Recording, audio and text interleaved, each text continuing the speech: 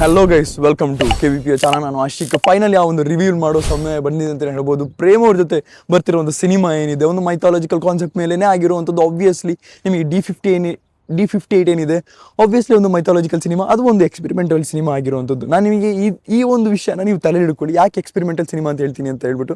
ನೋಡಿ, ಯಾವುದೇ ಕಾರಣಕ್ಕೂ ಪ್ರೇಮ್ ಅವರು ಈ ಒಂದು ವಿಷಯನ ಯೋಚನೆ ಮಾಡಲ್ಲ. ಒಂದು ಎಕ್ಸ್ಪೆರಿಮೆಂಟಲ್ ಸಿನಿಮಾ ಮಾಡಬೇಕಾದ್ರೆ ಯೋಚನೆ ಮಾಡಲ್ಲ, ಅವ್ರು ಡೈರೆಕ್ಟಾಗಿ ಒಂದು ಸಿನಿಮಾನೇ ತೆಗಿತಾರೆ. ಅದು ಅವರ ಒಂದು ಕಾನ್ಫಿಡೆನ್ಸ್ ಕಾಣಿಸ್ತದೆ ಅಂತ ಹೇಳ್ಬೋದು. ಆ ಸಿನಿಮಾ ಏನೇ ಆಗಲಿ, ದಿ ವಿಲನ್ ಸಿನಿಮಾ ನೋಡಿದ್ಮೇಲೆ ನನಗೆ ಗೊತ್ತಾಗ್ತದೆ ಇವರು ಎಕ್ಸ್ಪೆರಿಮೆಂಟಲ್ ಸಿನಿಮಾ ಮಾಡೋದಕ್ಕೆ ಹಿಂಜರಿಯೋದೇ ಇಲ್ಲ. ಮಲ್ಟಿ ಸ್ಟಾರ್ನ ಇಟ್ಕೊಂಡು ಕೂಡ ಆರಾಮಾಗಿ ಸಿನಿಮಾ ತೆಗಿತಾರೆ. ಆ ಒಂದು ಕಾನ್ಫಿಡೆನ್ಸ್ ಇವರಲ್ಲಿದೆ. ಅದಕ್ಕೋಸ್ಕರ ಇವರು ಯಾವುದೇ ಒಂದು ಎಕ್ಸ್ಪೆರಿಮೆಂಟಲ್ ಸಿನಿಮಾನ ಆರಾಮಾಗಿ ತೆಗಿತಾರೆ ಅಂತ ಸಂಜಯ್ ದತ್ ಹಾಗೂ ಡಿ-ಬಾಸ್ ಅವರ ಲೈಫ್ ಸ್ಟೈಲ್ ಆ್ಯಂಡ್ ಸ್ಟ್ರಗಲ್ ಇಬ್ಬರದು ಸಿಮಿಲರ್ ಇರುವಂಥದ್ದು. ಆ್ಯಂಡ್ ಇವರಿಬ್ಬರ ಜೊತೆ ಒಂದು ಸಿನಿಮಾ ಮಾಡುವಂಥದ್ದು ತುಂಬಾ ಇಂಪಾರ್ಟೆಂಟ್ ಆಗಿರುವಂಥ ವಿಷಯ ಆಗಿರುವಂಥದ್ದು. ಇನ್ನೊಂದು ವಿಷಯ ನಾನು ಇಲ್ಲಿ ಮೆನ್ಷನ್ ಮಾಡಬೇಕಾಗಿರುವಂಥದ್ದು ಏನು ಗೊತ್ತಾ, ಈ ಒಂದು ಸಿನಿಮಾದ ಕಾನ್ಸೆಪ್ಟ್ ಬಗ್ಗೆ ಆಗಿರುವಂಥದ್ದು.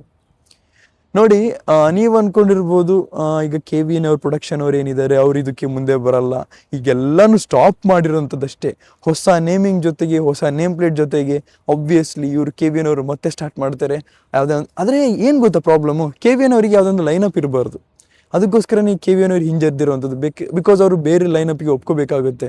ಅದಕ್ಕೋಸ್ಕರ ಇಲ್ಲಾಂದರೆ ಒಂದು ಸತಿ ಸ್ಟಾರ್ಟ್ ಆದರೆ ಅದ್ರ ದುಡ್ಡು ಓಡ್ತಾನೇ ಇರುತ್ತೆ. ಅದ್ರ ಹಿಂದೆ ಪ್ರೊಡಕ್ಷನ್ ಕಂಪನಿ ಅದು ಇದು ಅಂತೆಲ್ಲ ಓಡ್ತಾನೇ ಇರುತ್ತೆ, ಕ್ಯಾಮ್ರಾ ರೆಂಟ ಎಕ್ಸೆಟ್ರಾ ಓಡ್ತಾನೆ ಇರುತ್ತೆ.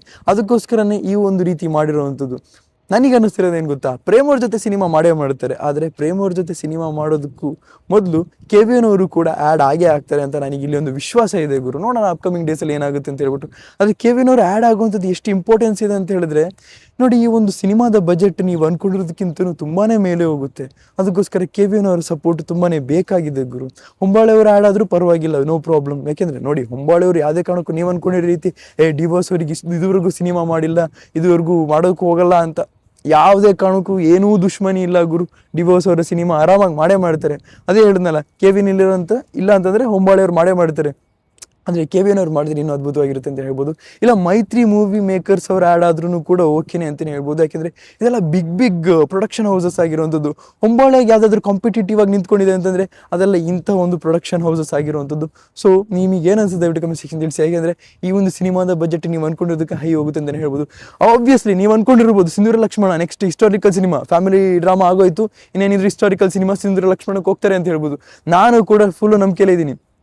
ಆದರೂ ಕೂಡ ಹೇಳ್ತಾ ಇದ್ದೀನಿ, ಪ್ರೇಮ್ ಅವರ ಜೊತೆ ಒಂದು ಸಿನಿಮಾ ಬರುವಂಥದ್ದು ಈಗ ಅವರಿಗೆ ಇಂಪಾರ್ಟೆಂಟ್ ಆಗಿರುವಂಥದ್ದು. ಯಾಕೆಂದರೆ ಅವರು ಪ್ರೇಮ್ ಅವರಿಗೆ ಒಂದು ಮಾತನ್ನ ಕೊಟ್ಟಿದ್ದಾರೆ. ಈಗಲೂ ಕೂಡ ಪ್ರೇಮ್ ಅವರು ಅದೇ ಒಂದು ಕಾನ್ಫಿಡೆನ್ಸಲ್ಲೇ ಇದ್ದಾರೆ, ನೆಕ್ಸ್ಟ್ ಸಿನಿಮಾ ಡಿ-ಬಾಸ್ ಅವ್ರ ಜೊತೆ ಹಾಗೆ ಹೀಗೆ ಅಂತ ಹೇಳ್ಬಿಟ್ಟು. ನೋಡೋಣ, ಆದಷ್ಟು ಬೇಗ ಯಾವತ್ತು ಆಚೆ ಬರ್ತಾರೋ ಅವತ್ತು ಸಿನಿಮಾ ಆಗುತ್ತೆ ಅಂತ ಹೇಳ್ಬೋದು. ಅದಲ್ಲದೆ ಏನು ಗುರು, ಅದು ಏನೇನೋ ನಡೀತಾ ಇದೆ, ನನಗೆ ಅದ್ರ ಬಗ್ಗೆ ಮಾತಾಡೋದಕ್ಕೆ ಇಷ್ಟ ಇಲ್ಲ.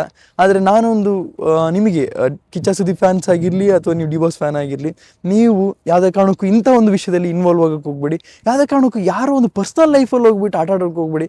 ನೀವು ಒಂದು ಸಿನಿಮಾನ ಎಂಜಾಯ್ ಮಾಡಿ, ನೀವು ಯಾರು ಸ್ಟಾರ್ನ ಫ್ಯಾನ್ ಆಗಿರ್ತೀರೋ ಅದನ್ನು ಎಂಜಾಯ್ ಮಾಡಿ. ಅದು ಬಿಟ್ಟು ಇಂಥ ಹಿಂದೆ ಎಲ್ಲ ಗಲೀಜಾಗಿ ಕಾಣುತ್ತೆ ಗುರುತು. ನನಗೆ ಹೇಳೋದಕ್ಕೆ ಮಾತಾಡೋದಕ್ಕೆ ಇಷ್ಟ ಆಗಲ್ಲ. ಸಿನಿಮಾನ ಮಾತ್ರ ಇಷ್ಟಪಡಬೇಕು, ನನಗೆ ಅದು ಮಾತ್ರ ಆಸೆ ಆಗಿರುವಂಥದ್ದು. ನಿಮಗೆ ಏನಾದರೂ ತಿಳಿಸಿ ಅಂತ ಹೇಳ್ತಾ ಇದಿಷ್ಟು ನನಗೆ ಹೇಳೋಕ್ಕಿದ್ದು. ಈ ಒಂದು ವಿಡಿಯೋದಲ್ಲಿ ನಿಮಗೆ ಏನಾದರೂ ತಿಳಿಸಿ ಅಂತ ಹೇಳ್ತೇವೆ. ತುಂಬ ಇಶ್ಯೂ ನಿಮ್ಮ ಕಲೆಕ್ಟ್ ಮಾಡಿ, ಶೇರ್ ಮಾಡಿ, ಚಾನಲ್ ಸಬ್ಸ್ಕ್ರೈಬ್ ಮಾಡಿ. Keep watching, love you all, piece.